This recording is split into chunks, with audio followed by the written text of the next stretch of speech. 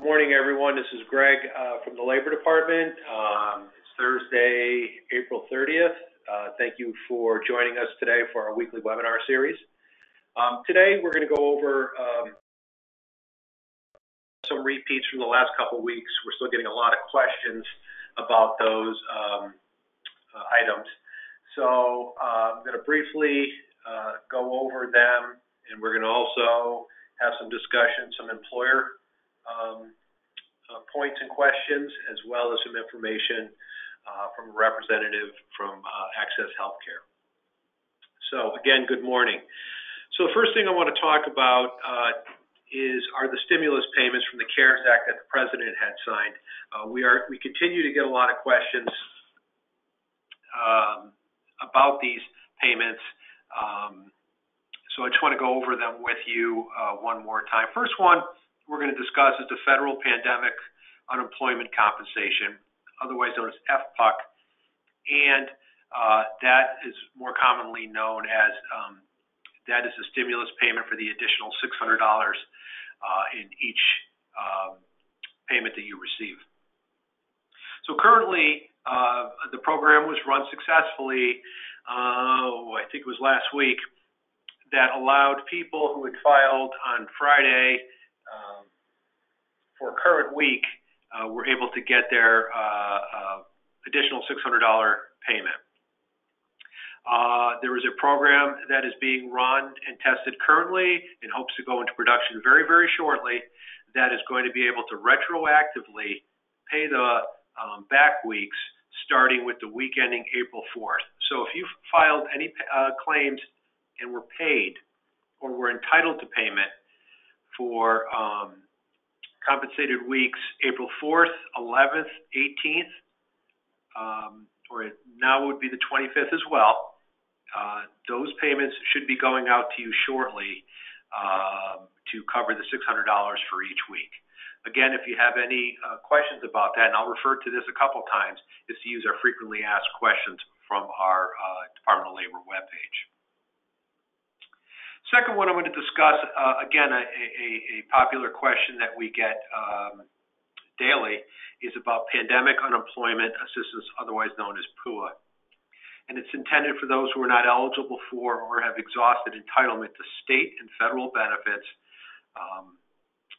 or pandemic emergency unemployment compensation. Our understanding is that we are currently finishing up the following test area and looking into launching that information very shortly. As I stated earlier, you'll definitely want to check our frequently asked questions. You also would be able to, if you go to our file CTDOL page, there should be or will be a link that will help better explain the process and what you need to do in order to file for that. At this time, I'm not sure if it is up yet, but hopefully in the next day or so, there should be something up there that should advise you on what you need to do in order to start collecting for the Pandemic Unemployment Assistance.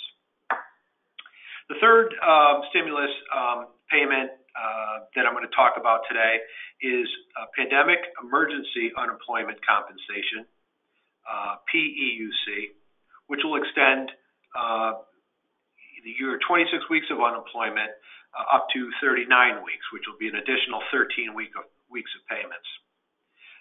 That program is still in the testing phase, and we are, again, we will have additional information as it becomes available and have it posted up on the web page. Again, it's still in the testing phase, and we want to make sure that everything on it is accurate before we can launch it and let it go live. The next point I want to bring up is,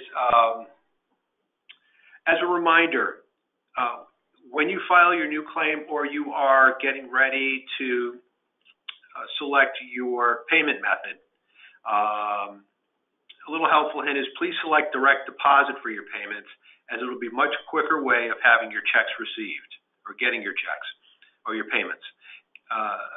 The bank is our current bank is processing an unprecedented amount of debit cards, and it takes time for them. So you would want to go on to filectui.com, and on the right-hand side, you see the green button that says File Your Weekly Claim and Manage Your Unemployment Claim. That's where you're going to select your payment method. And our recommendation is to use direct deposit for the quicker payment. Another popular subject this week, last week, is about employers that have been back paying or your wages after originally they've been telling you to go ahead and file a claim. We understand some of the small businesses have been getting some business loans that were in the CARES Act, and we're paying some back pay. So if your employer paid you for weeks you received unemployment and you wish to cancel your claim, we have a link on our File CTUI page just above the blue and green button, and it says, I filed a claim for unemployment because of temporary shutdown due to COVID-19. However, my employer decided to pay me. I would like to cancel my claim for unemployment, and it asks you to click here. Our Benefit Payment Control Unit is reviewing these requests on a daily basis and trying to complete all of them in the order that they were received. We understand, we are getting them by the hundreds, and our department is processing them as quickly as possible. Our goal is that if you ask to have your claim canceled, we're going to try to cancel it before any additional payments that do go out to you.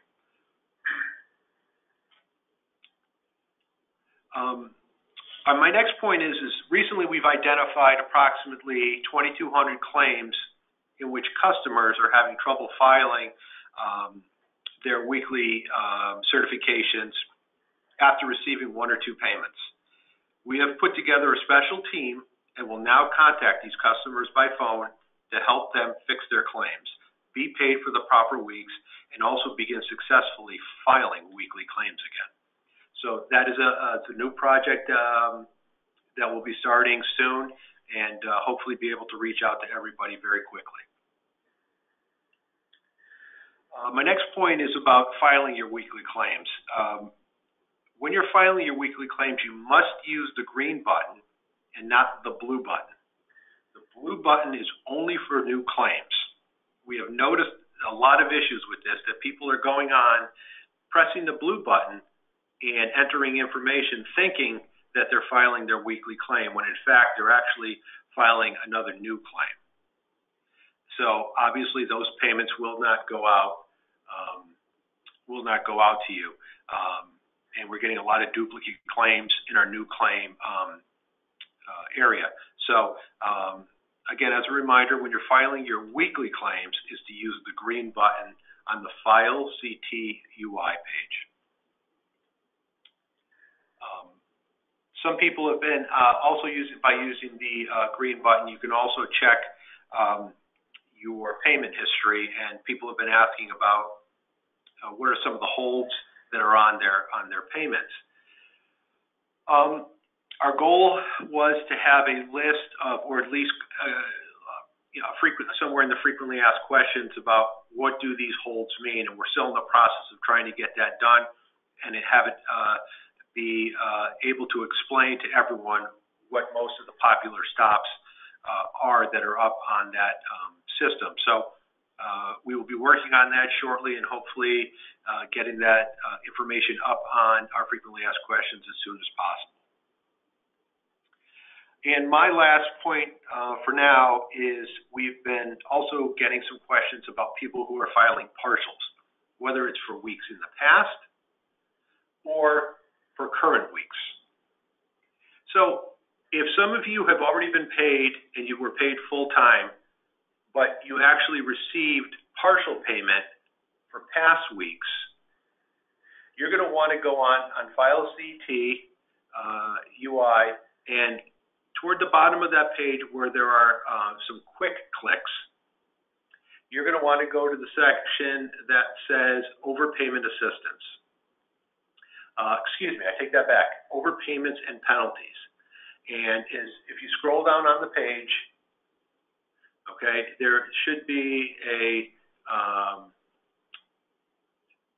some information there for you. Toward the top of the page, I apologize. If you want to ask questions about your overpayment and receive an email response, click here.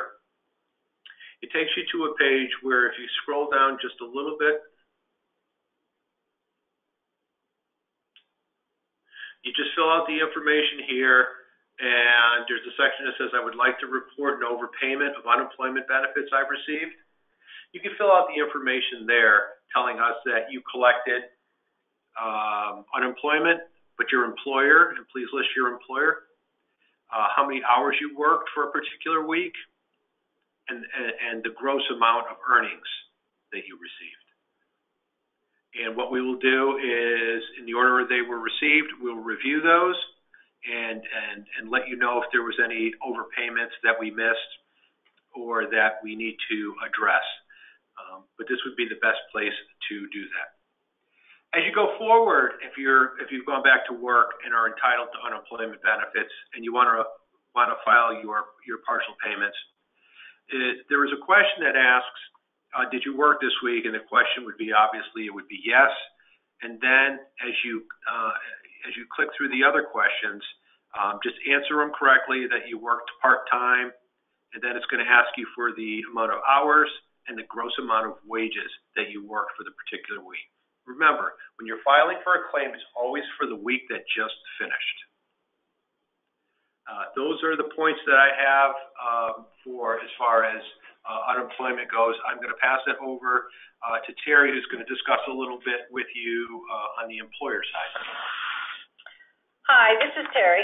I just want to go over some of the items for employers, and these, are just for the employers.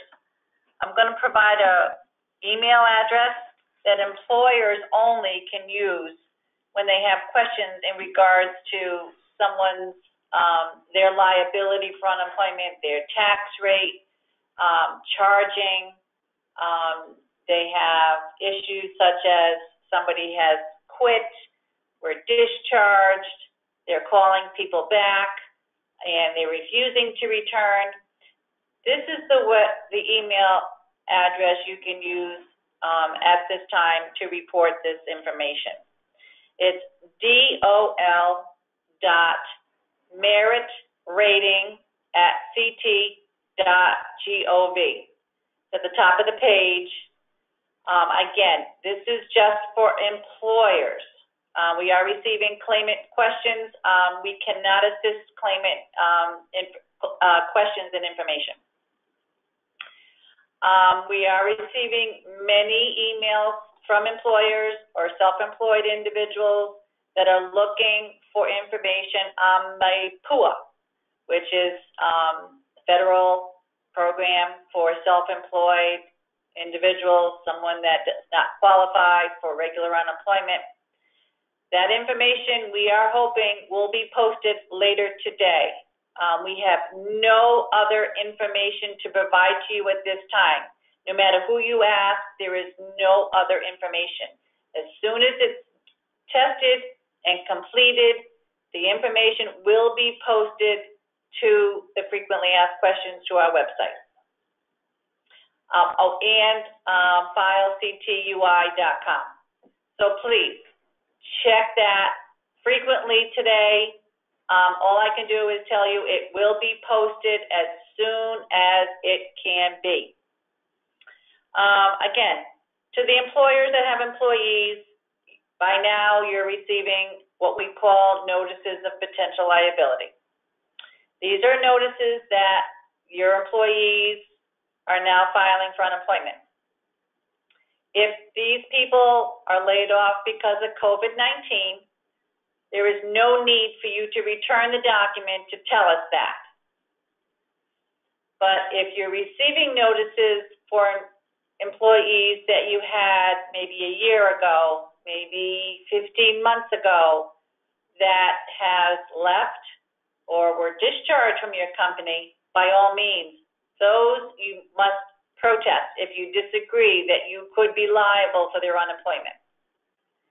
So you have a few options. You can mail the document to the Department of Labor Attention Merit Rating. You can fax the document to the number at the top of the form, 860-263-6723.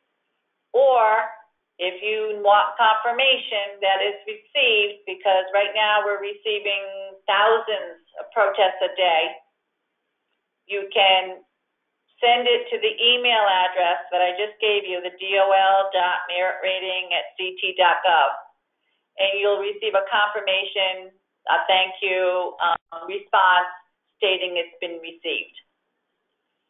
Now, many employers are now getting ready to call people back to work, and they're finding that individuals do not want to return to work. So in this case, if you're offering someone their job back and they're refusing, again, you can respond to the email address, dol.meritrating@ct.gov, provide the company name, the registration number, and then the list. We need the list of the employees that are refusing to return to work. So we need name, full Social Security number, the date they were to return to work for you, and if known, the reason why they refused. And you can send all this information to the email, and it will be responded that we received it, and it's possible many hearings will be scheduled to cover why the individual refused rehire. It could be approved, and it could be denied, depending on each person is an individual circumstance. We will look at it individually. If the claimant is denied, so he could be denied unemployment, and he may not have a job to go back to. But everything is on a case-by-case basis, and you will receive a decision. If it's not in your favor, you have the right to appeal. If it's in your favor but denying the claimant has the right to appeal. Okay, and again, I'd just like to stress that information on the PUA is still pending. We cannot answer any questions until it's posted on our website and on file CTUI. We have no other information. So that is all for me.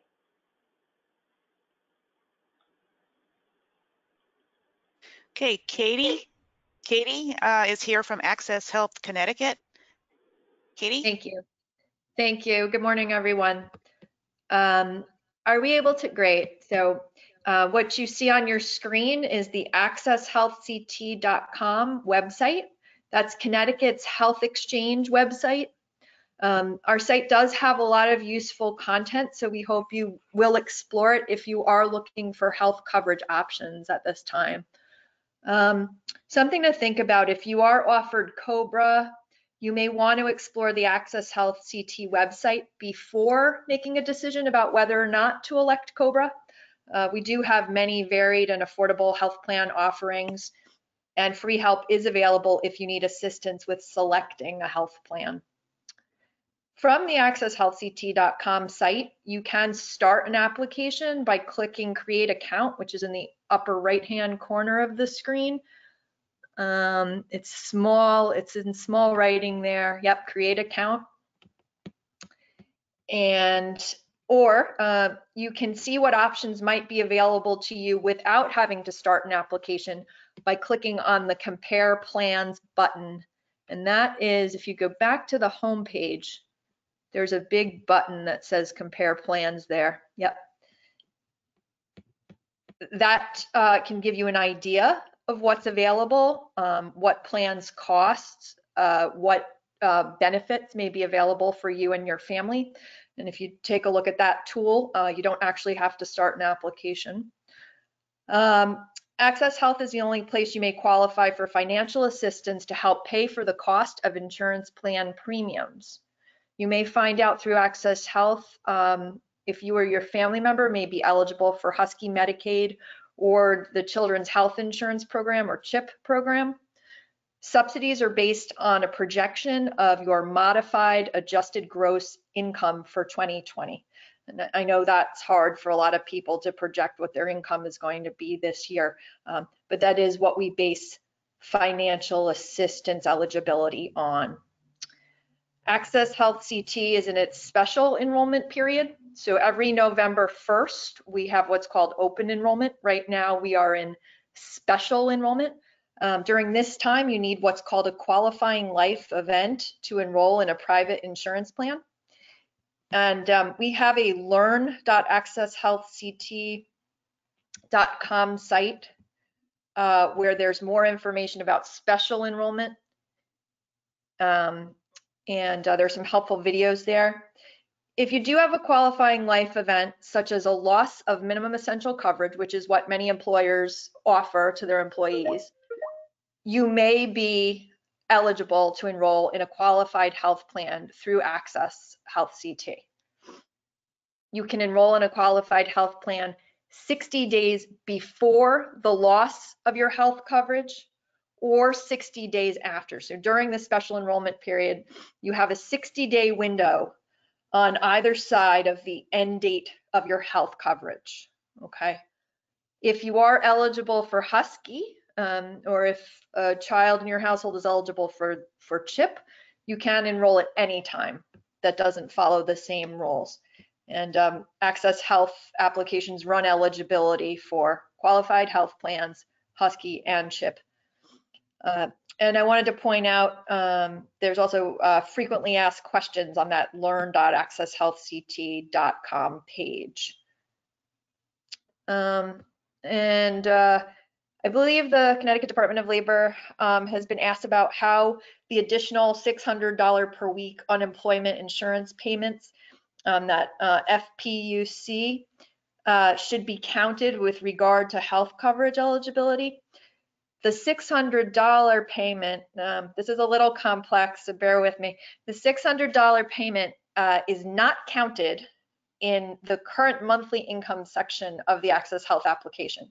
So if you were to fill out an application with us, we have two income sections. One is monthly income and one is annual income. The current monthly income section determines Medicaid and CHIP eligibility. The annual income determines subsidy eligibility for private health insurance plans. So this additional payment through FPUC is it is not counted in the current monthly income section, but it is counted in the annual income section. That would be part of your modified adjusted gross income projection in the annual income section, which helps to determine whether your household is eligible for plan subsidies in the form of advanced premium tax credits. Those help to reduce your monthly premium payments. Traditional unemployment insurance, or your base unemployment insurance, is always counted in both the monthly and annual income sections, just so you know that.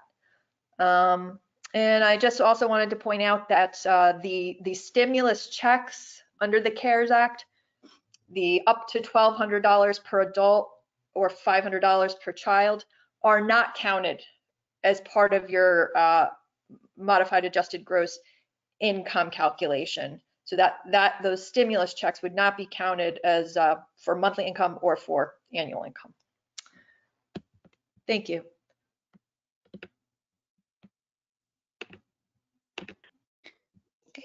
Thank you for the information. That's it. No, I think we're all set. Do you have anything else to add?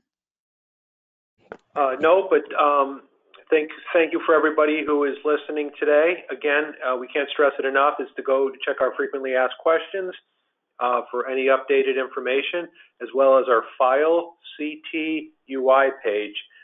Both pages are updated when new information is received, and we advise you to go there.